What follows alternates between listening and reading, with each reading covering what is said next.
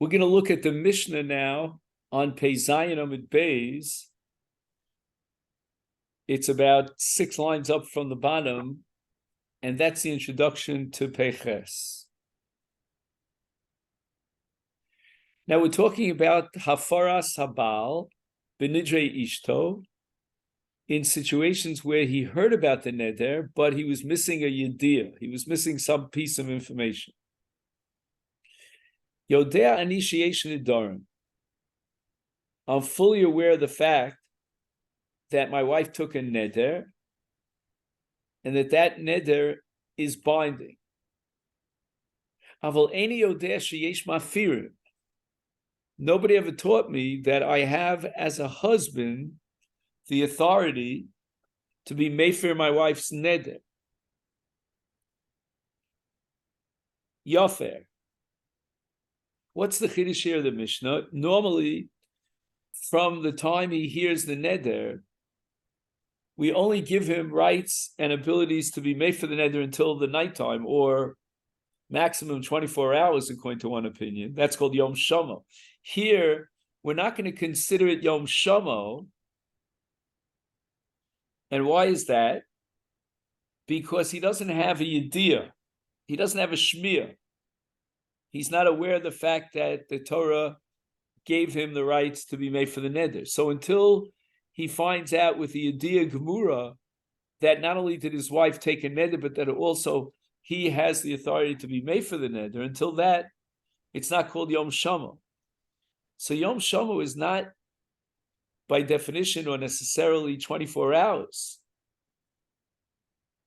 It could be that Yom Shamo is pushed off in certain cases if he only has a Miktsas Yediyah. And Miktsas Yediyah, Lo Shmei Yediyah. That's not enough information. I mean, again, he has a certain amount of information. He knows that his wife took a neder and that neder is going to be binding, but he's totally unaware of the fact that the Torah gave him the right to be mefer the neder. And basically he's saying, you know what, I was quiet, I was silent, I didn't negate, I wasn't mefer my wife's neder, but the reason why I did so is because I didn't even realize that I had that power. Now, what happens if he knows not only A, that his wife took a neder, and B, that he could be mefer the neder, but he doesn't realize that this particular neder that she took lends itself to hafara of the Baal. After all, the Torah limits the rights and the ability of the Baal to be mefer to certain specific types of nedarim. Call it inui nefesh, call it dvarim shebeino leveino. Not every neder fits into the control of hafara. Not every neder, according to the halacha, will lend itself to hafara. So Yodea Ani, he declares, I know not only that my wife took a neder, but sheyesh mefirin, that the Baal was granted by the Torah the power of hafara. Aval eni yodeh shezeh neder. I don't know that this neder is classified as a neder which I, as a Baal, could be mefer. I wasn't aware of the fact that this neder is categorized and defined as inui nefesh, or dvarim shebeino leveina. So the reason why I was quiet on Yom Shama when I heard about the neder is because it didn't occur to me that I could be made for this neder. So I'm going to skip Rabbi Meir for a second just to jumpstart with the Chachamim that make a lot of sense. The Chachamim say that what difference it make whether he doesn't know that he has the rights to be made for in general, or he doesn't know that he has the rights to be made for this specific neder. In both cases, he has what you call a miktsas yediyah. He doesn't have full-fledged knowledge. And therefore, that's not called Yom Shama. Yom Shama means that his silence on the day that he heard about the neder of his wife was due to the fact that he wanted to be Makayim the neder. But in this case, say the Chachamim, he didn't want to be making the neder. He heard about the neder, not realizing that he has the authority to be made for the neder, even though he knows that his wife took the neder, and he heard about that, even though he knows that the Baal in general has hafara rights to his wife's neder, he knows about that, but he's missing a very critical piece of the puzzle, namely that this particular neder that his wife took fits under the category of Inu Nefesh and gives him the rights to be mefer. So therefore the Chacham argue if he's not up on that, then he's missing a critical part of the puzzle. He doesn't have a full-fledged Yediyah, and therefore it's not considered Yom Shama. However, let's go back now to Rabbi Meir. Rabbi Meir Omer Lo Yefer. Rabbi Meir says that if he knows that his wife took a neder, he knows that he has the power and the authority to be made for his wife's Nedarim. That miktas, although it's not a complete Yediyah, but it's enough of a Yediyah to make it considered Yom Shama. And therefore he cannot be made for the neder after Yom Shama.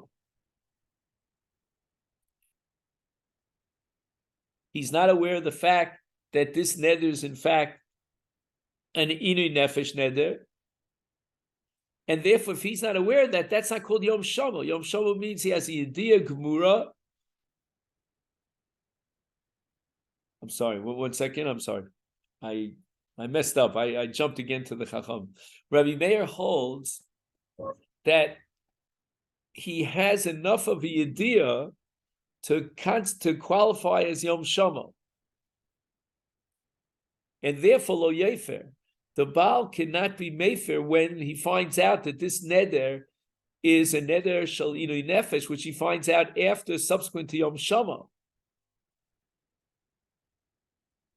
So Rabbi Meir holds that if he has, let me call it for purposes of formulating the halach, if he has 2/3 of a Yediyah, we could check off A, that he knows about his wife's neder, and B, that he knows that the Baal could be made for Nidrei Ishto, then those 2 Yediyos are sufficient to make this into Yom Shama and limit and restrict his ability to be made for the neder to this particular day. Whereas the Chacham are willing to say, well, he doesn't have a Yediyah Gemura, he's still missing a piece of Yediyah, and he doesn't know that he has the rights to be made for this neder, and it's Inui Nefesh, so therefore it's not considered Yom Shama.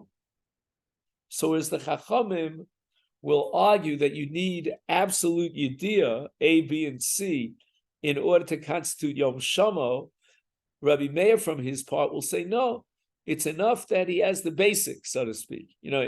He passed the first course in basic mathematics and the advanced course of mathematics. He didn't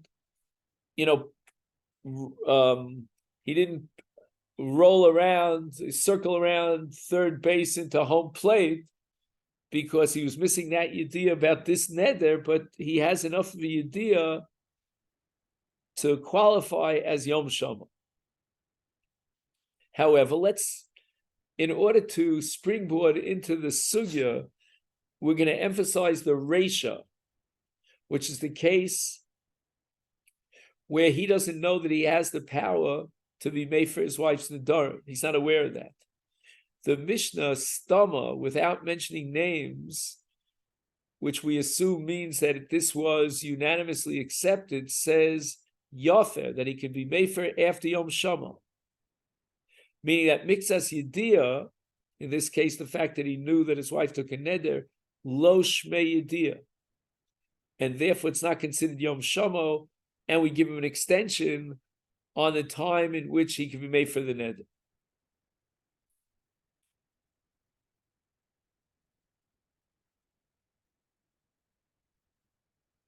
And now the Gemara is going to ask a kasha and posit a stira between the Reish of our Mishnah, where Rabbi Meir is on board because he doesn't disagree and it's a stama, and the statement of Rabbi Meir regarding a suma who killed someone b'shogeg. In the case of a suma, he has what's called a mixas yediyah. All of shogeg for ira miklat is based on chisaron yediyah. I didn't know that there was a person here. Had I paid attention to the fact that there was a human being here, I would have been much more careful.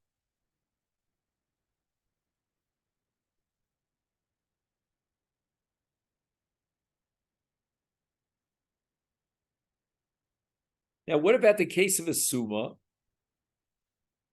Can we anticipate, can we expect that a suma would be aware of the fact that there's another human being here? And Rabbi Meir is going to take a position here that yes, the suma is aware of the presence of another human being.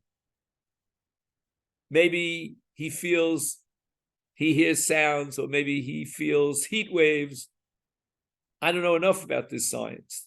Do you know by any chance, Ira? How does a suma know that there's a person close to? Sense that. I think they can sense it. Is it like their senses are very fine tuned. So I think it's like a sixth sense that they have. Yeah. I think their senses like they say about dogs, that dogs can hear things from a distance that human beings can. Yeah. Maybe this is how the suma compensates. The body, right? Or the psyche. Yeah, for sure. So Rabbi Meir is saying that even though the suma doesn't have a full yediyah, he doesn't know exactly where this human being is. He senses that there's a human being somewhere in his vicinity, but mixas yediyah, shmei yediyah, that's enough for yediyah, such that if the suma kills this person, b'shogeg, he will go into golus. Now, in the reish of our Mishnah, where it says yefer, we're holding now that mixas yediyah, lav shmei yediyah. It's not yediyah and yom shamo, because he doesn't know that a Baal has the right to be made for Nedarim. And he's missing that yediyah. And therefore, it's not Yom Shama. So Raminu, the Gemara asks the following stira. First, we have to see a machlokas tanoim, Rabbi Yehuda, Rabbi Meir, as to whether or not a suma is chayev golus. And this is a sugya Masechet Makis on Daf Tesam and Beis. And first we'll see the sheet of Rabbi Yehuda that a suma is potter from golus. Below Ra'os, the Torah says in Bamidbar Lamed Hey, in the parsha of Rotzeach B'Shogeg, it says that Hishlich Olav, etc., Klieven, below Ra'os. Says Rabbi Yehuda, below Ra'os means that he had the capacity to see, but he didn't see. He didn't notice the other person. But it's because he didn't see, but he could have seen. Pratlis Suma, to the exception of Suma, who, according to Rabbi Yehuda, because this is all Divrei Rabbi Yehuda, he can't see it all. The fact that he can sense someone because of the vibes or whatever it is, that's not called re'iyah. Right. And therefore, the suma is potter from golus because we need someone who could see but didn't see. And he couldn't have seen. But Rabbi Meir disagrees. Omer, and he states, L'rabos es asuma. Now, the word L'rabos here, we're going to have to wait a little time until we figure out what L'rabos means. Somehow, Rabbi Meir sees in these words below Ra'os that the Torah is including and being marbe a suma. But that's going to be based on another pasuk, which the Gemara is going to quote here on Daf Peiches. And that's a pasuk called Ya'ar. Okay, we'll get to that soon. So let's see if we can now formulate the Gemara's kasha. What is the stira reminu between our Mishnah of Hafaras Nedarim and Rabbi Meir's opinion as far as a suma that he's potter from Golus? I'm sorry. As far as Rabbi Meir's, Rabbi Meir's shita that he's chayav Golus.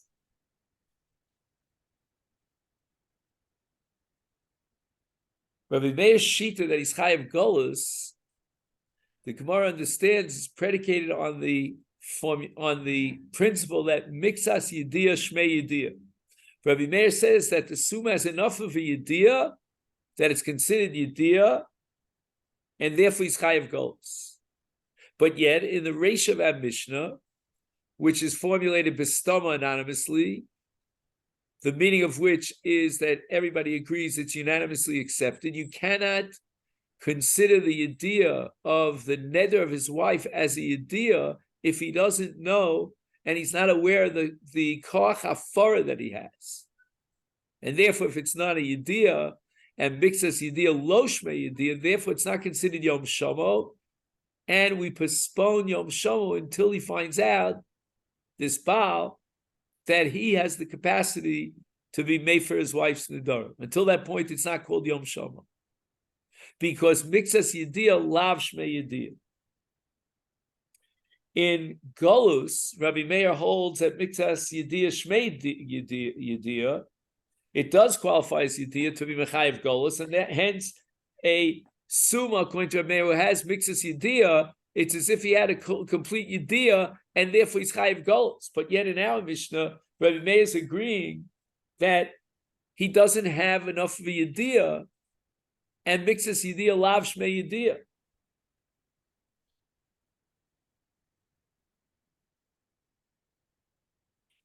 So in the case where he doesn't realize that he has the power of being made for nedarim, the Yom Shamo is postponed until the very day that he finds out, he discovers that he has been granted as a Baal the rights to be made for his wife's nedarim. And that means that mixas yediyah lav shmei yediyah, against Rabbi Meir in Suma, where Rabbi Meir says the Suma is chayav Golus when he kills b'shogeg, because he has a mixas yediyah. So what'll it be, Rabbi Meir? Pray tell. Is it mixas yediyah shmei yediyah, as we saw your ruling in Suma and Golus, or is it mixas yediyah lav shmei yediyah, as we saw in your agreement with the Chachamim that we postpone Yom Shamo until he gets the yediyah that he has the right to be made for his wife's nedarim. Right. And now we're up to Amar Rav. Amar Rav, a hacham in Yana Dekra, a hacham in Yana Dekra. If we're operating purely in a world of svara without a kra, and we're logically trying to analyze what's the status of mixas yediyah, then Einochinami, we can come up with a conclusion that mixas yediyah is shmei yediyah. We might come up with that conclusion. But the problem is that we're dealing here with psukim. For example, we see here in the case of Suma and Golus that we're going to darshan the psukim, and Rabbi Yehuda and Rabbi Meir are going to argue about how to interpret the psukim. That cannot be compared to the issue of Hafaras Nedarim, where we don't consider it Yom Shamo, because logically, what does it mean Yom Shamo? He just heard about the neder, but he has no clue that he can be made for the neder. His shtika is in no way indicative that he is approved of the neder. Right. He just simply doesn't know, and he doesn't realize that he can be made for the neder. Right. Don't compare that to the issue of Suma, which according to Rava is based on Minyani Dekra.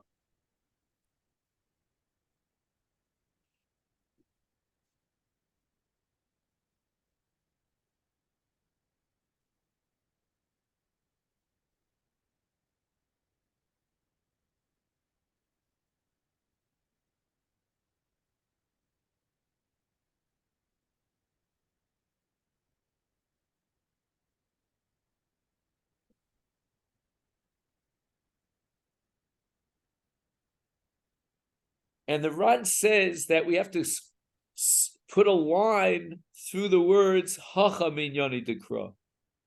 Cross that out. There should be only one Hacha Minyani Dekra, because the entire issue of Suma revolves around how to interpret the Psukim, and that's called Minyani Dekra. In the case of Nedarim, we're not dealing with Minyani Dekra at all. So you have to scratch out those words, V'hacha, with the Vav HaMachaber. It's not a separate Minyani Dekra, but rather it's Svara. The question is it logical to assume that his Shtika B'Yom Shomo is an acceptance of the Neder when he didn't even know that he has the authority granted by the Torah to be made for the Neder? So that's Svara. So what's in Yoni Dekra with regard to Rotzeach B'Shogeg?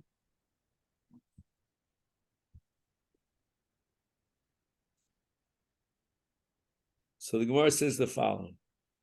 Rabbi Yehuda's Savar, Rabbi Yehuda is going to hold that a Suma is Chayav Golos. Why? The Gabi Rotzeach Ksiv, Vasher Yovo Esreu Biyah.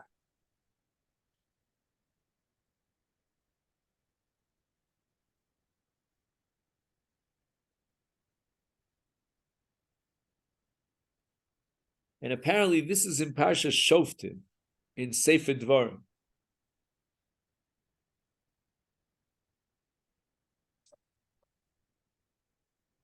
Kol Dvar Dibar Me'al Layel. Me'al Yar. Anyone who can enter into the Yar, in other words, the word Yar, a forest, in the Torah, in the 19th chapter of Dvarim,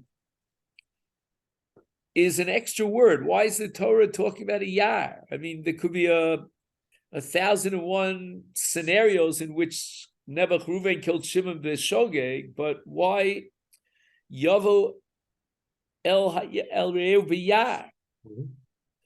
And the answer is, says Rabbi Yehuda, the word Yar is a ribui that includes anyone who can enter into the Yar.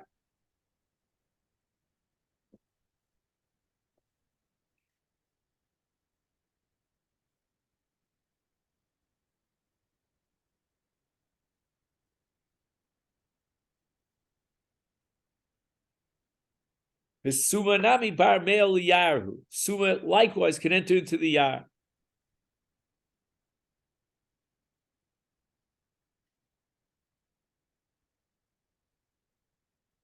Now Rabbi Yehuda asks himself the following question.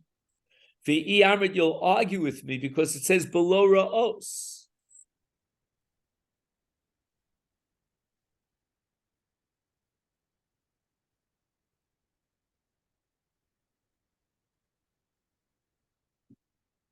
And this is exactly what Rabbi Yehuda's agenda is. He somehow wants to neutralize and disqualify the Yalfusa from Yar.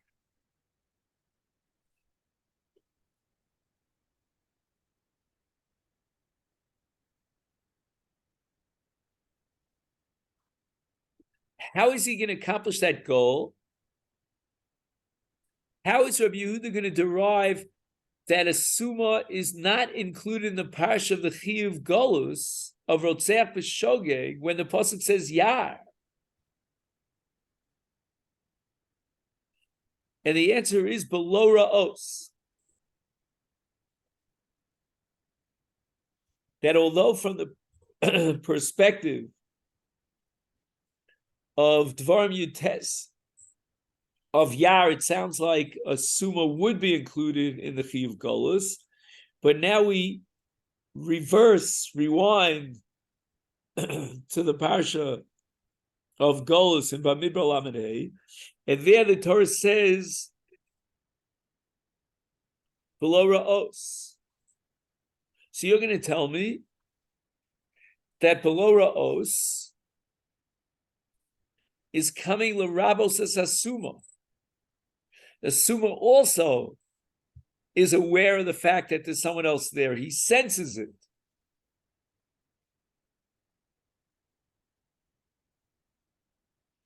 So how do we learn below ra'os? Shall we say below ra'os is coming to tell me that you need someone who could see but didn't see, to the exclusion of suma? Or should we say below ra'os includes a suma because he also has a kind of re'iyah insofar as he's aware of the presence of another human being in close proximity? So you're going to tell me that below ra'os is a ribui, and it's coming to include a suma, which we'll see is Rabbi Meir Shita. Says Rabbi Yehuda Nein, I don't have the luxury of interpreting below ra'os as a ribui because then the Torah is superfluous. It's repetitious. It's repeating what we already know from the word yar. No, below ra'os prat l'suma. Not the way you initially intuitively thought that below ra'os includes a suma because he also has a kind of a re'iyah. Then, if that be the case, then it's a ribui achar ribui. And therefore, ein ribui achar ribui el lamayit. And below ra'os is coming to exclude suma because he doesn't have any re'iyah. We thought maybe we could expand the definition of re'iyah and include suma, but then the ribui of suma is repetitious because we already have yar. It must be that re'iyah means re'iyah mamish, physical ability to see through your eyes, to the exclusion of a suma.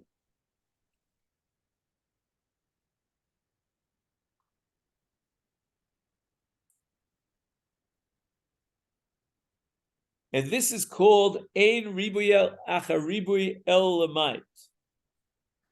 You have the ribui of yar, you have the ribui of below ra'os in the first interpretation of below ra'os, and ein ribui achar ribui ela lamayit.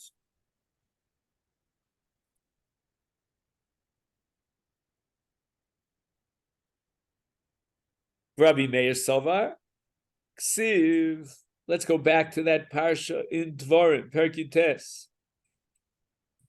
And it says, Asher Yakes Reu Bivli Das.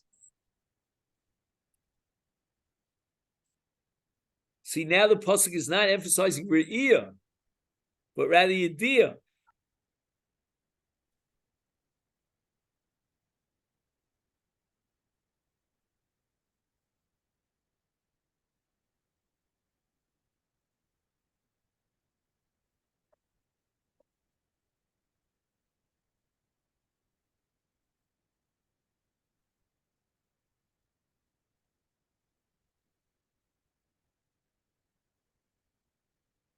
So again, Rabbi Yehuda, just to summarize so we don't lose our way through this forest, he's of the opinion that you have a ribui achar ribui, and that's a mute. Rabbi Meir is going to say we have a mute liachar mute, and that's a ribui. Why is it a ribui achar ribui?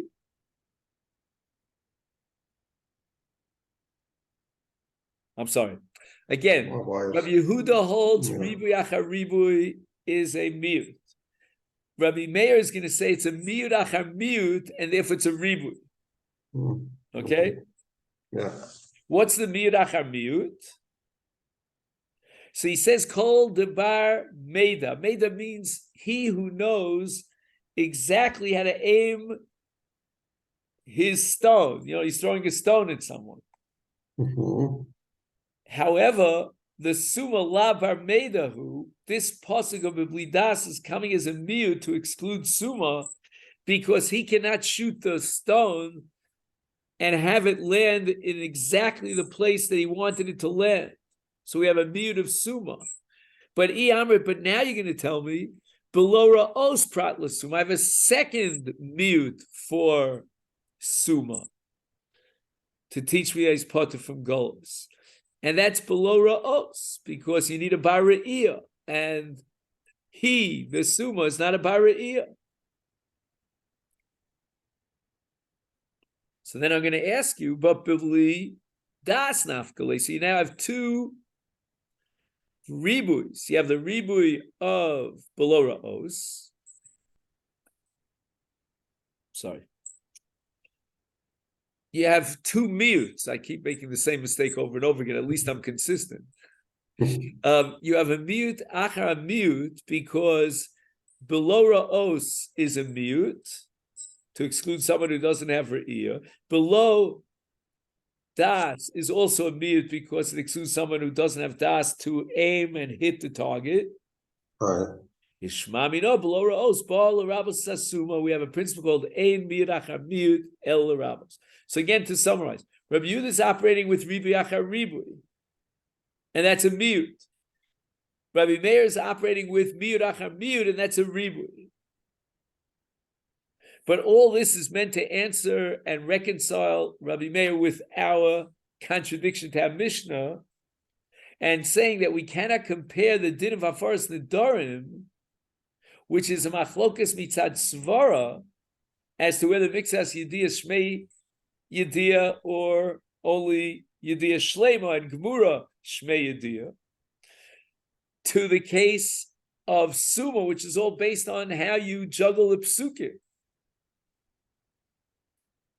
And whenever we learn a din from the psukim, we don't have a right to compare that to another din, which is derived from svara. And whether or not the Baal could be made for Nedarim, if he's not aware of the fact that he has that koach, that's a milsa d'svara. That's a question of svara. And that cannot be compared. It's not analogous to the case of psukim in Suma and Golos.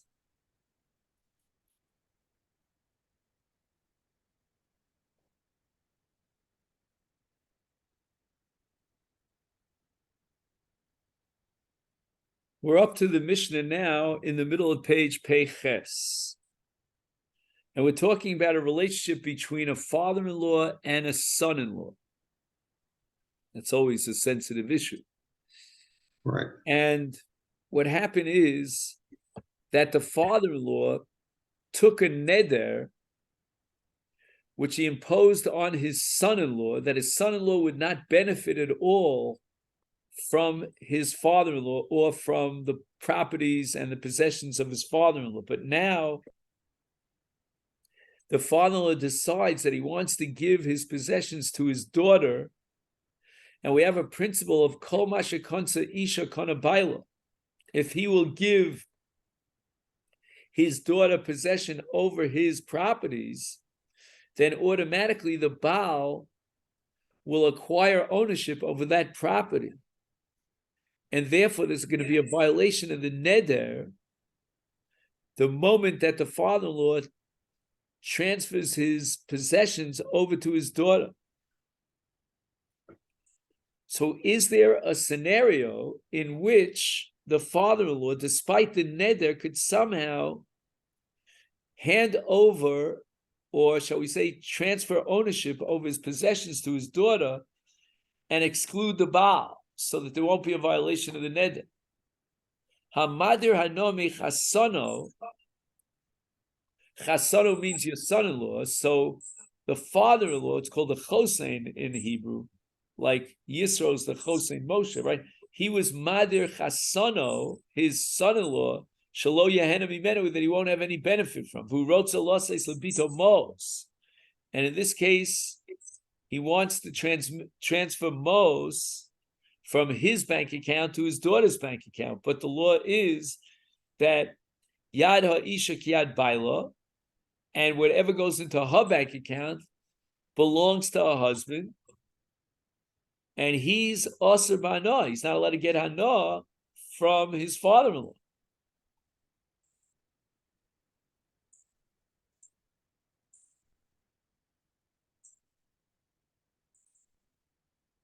So the Mishnah says, Omer law, the father, the shver, could say to his daughter, Harei Mos ha'elu nesunim loch matana bilvad shelo yeh l'bayil reshus ben.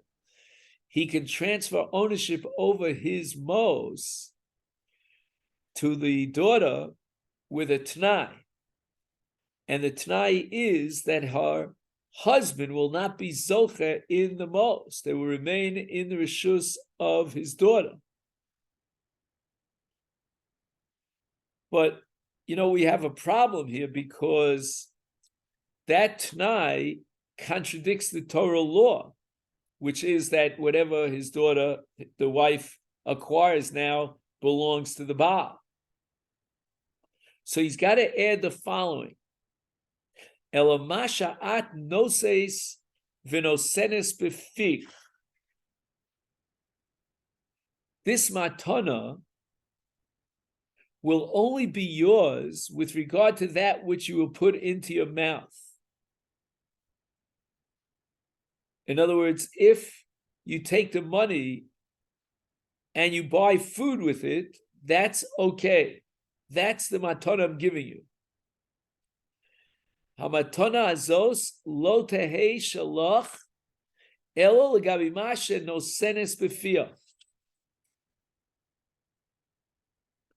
Now the Baal cannot be zocher in these nechasim. They remain in the possession of the wife, of the daughter of the father, and they completely are excluded from the ownership of the husband.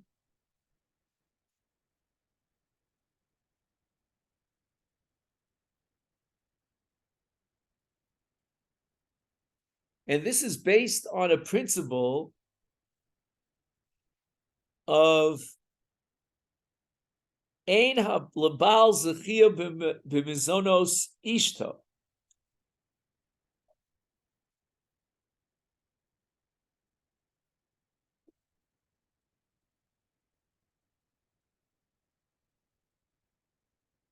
So the din of our Mishnah applies dafka in a case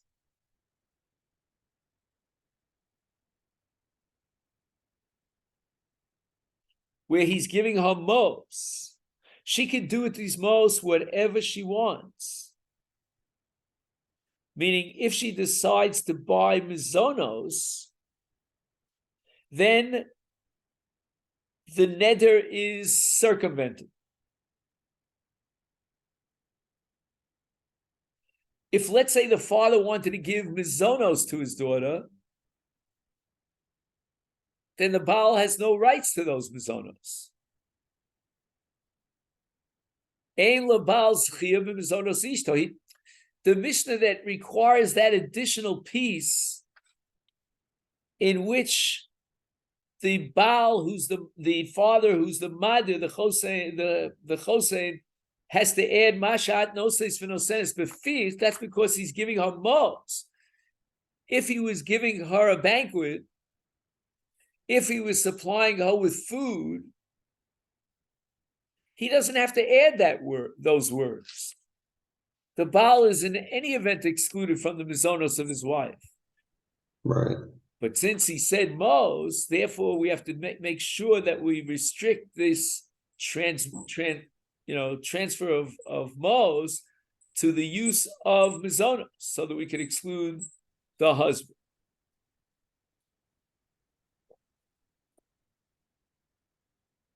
Now, let's add the following comment, which he has here on the base of a Gemara in Kiddushin Chav Gimel,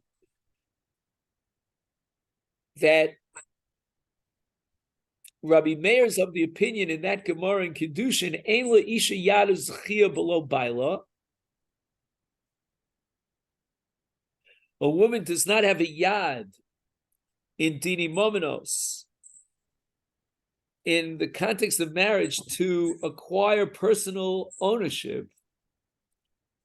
And therefore, the father has to make this t'nai that he's giving her a gift in a way that excludes the Baal, because otherwise, ein le'isha yad uschia below baila.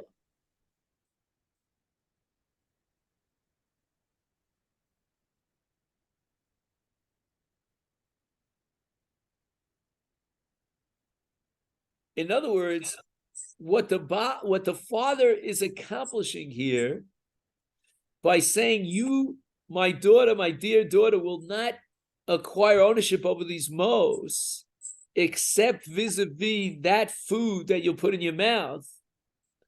Rabbi Meir would agree that in such a case you can cut out the Baal.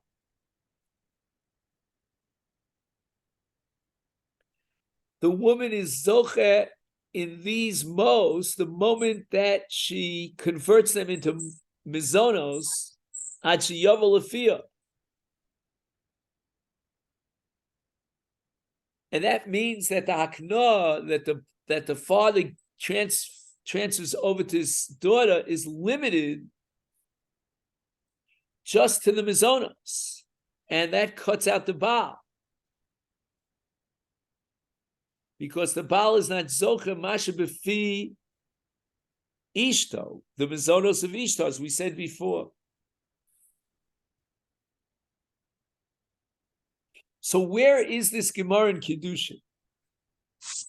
It's a sugya on daf chav beis amid beis that continues to chav gimel amid beis in Masechet Kiddushin, and there's a machlokes between Rabbi Meir and the Chachamim about what's called Yitzias Eved Knani al Yedei Nesinas Kesef L'Rabba.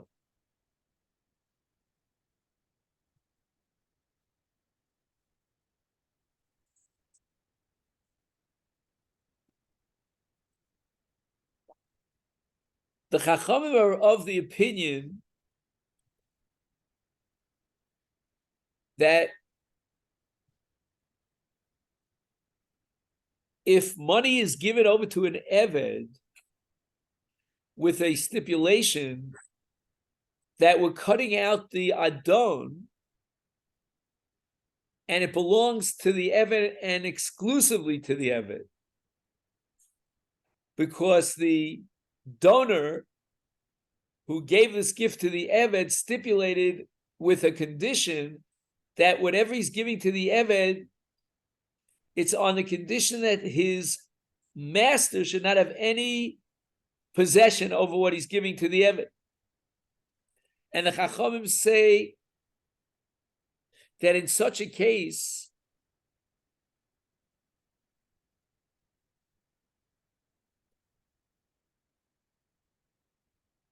it's a valid nesina, a valid matana.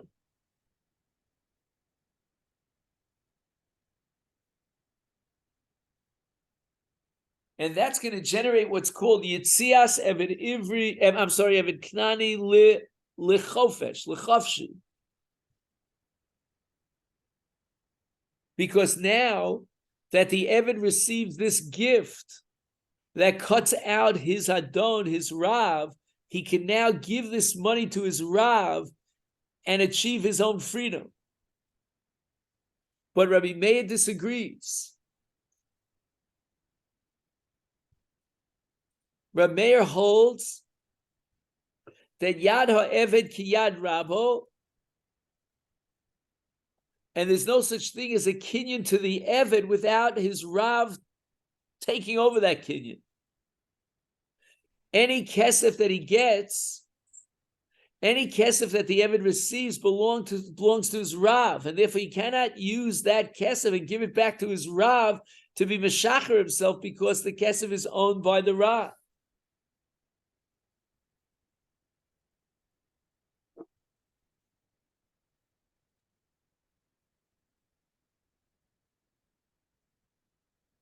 Omar Rav, Lo Shanu.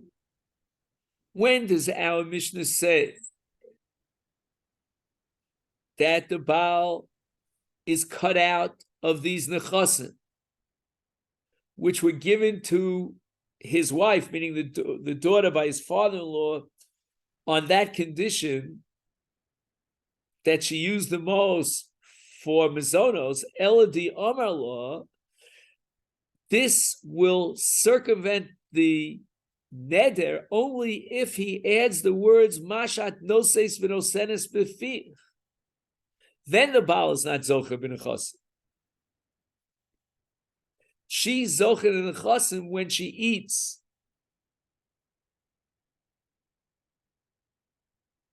Avalim Omar. If the father only said mashet tirtzi asi,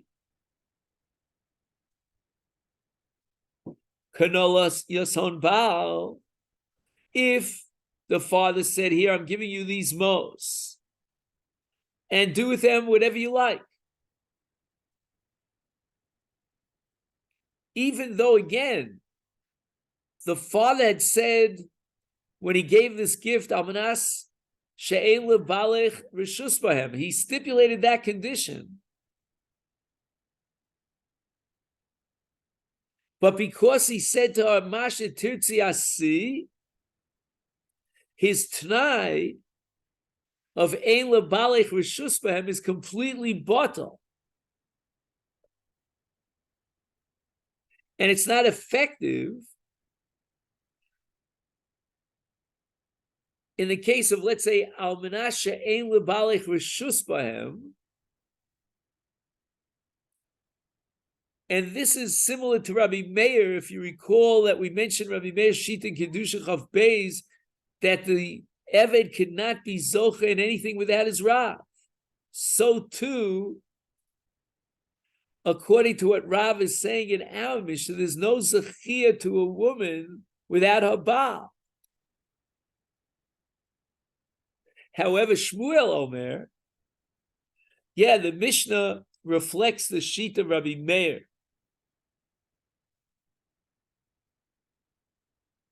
And therefore you have to add Elo Lamashat Noseis V'Nosenes Lefich.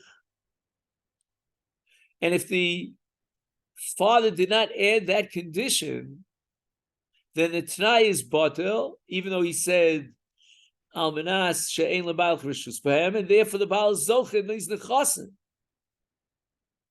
Where does Shmuel disagree with Rav? Shafilu im mashet tirtzi asi lo kani yason Baal. Shmuel holds like the shita of the Chachamim that an Eved has a yad to be kona without his Rav, as long as it was stipulated that this gift is going exclusively to the Eved, excluding the Rav, the Adon.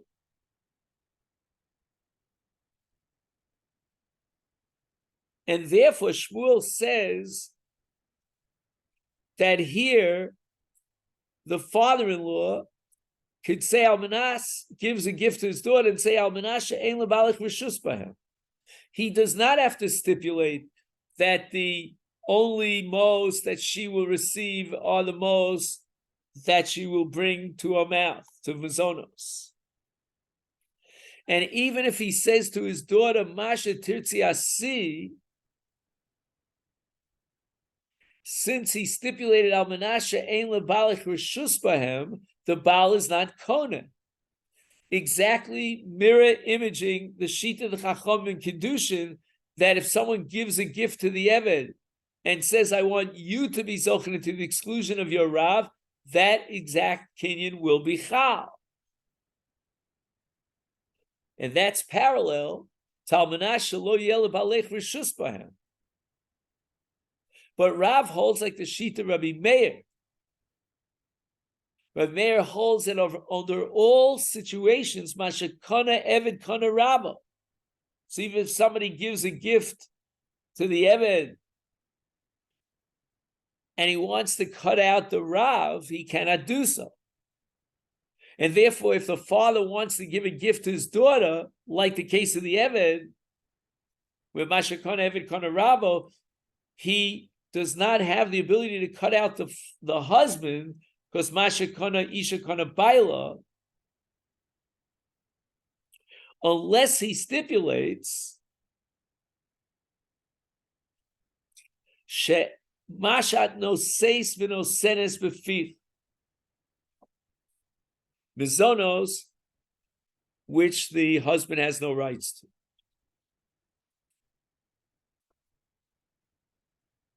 Maskif lo Rav Zera. Let's see what time it is. Okay, we have 5 more minutes maybe.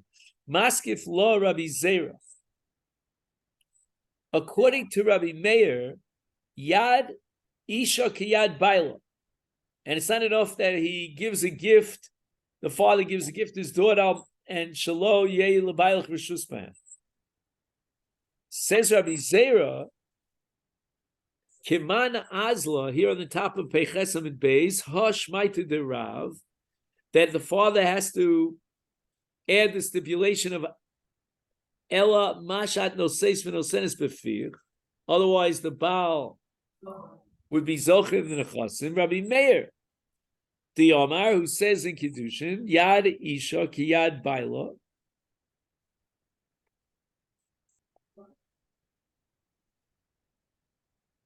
and therefore it's only when the father says to his daughter, you will be Zocher these Nechasim at the time that you eat whatever you eat from these mows. Only in that case can we cut out the Baal. But if he didn't say that, then the Baal is Zocher immediately in the Nechasim.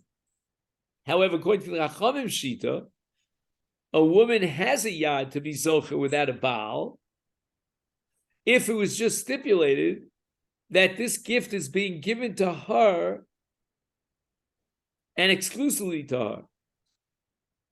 And therefore, even if the father did not add the words Ela Masha At No Senes Befich, is nevertheless, according to the Chachamim Shita, the Isha could have a yad to be Zocher and cut out her Baal.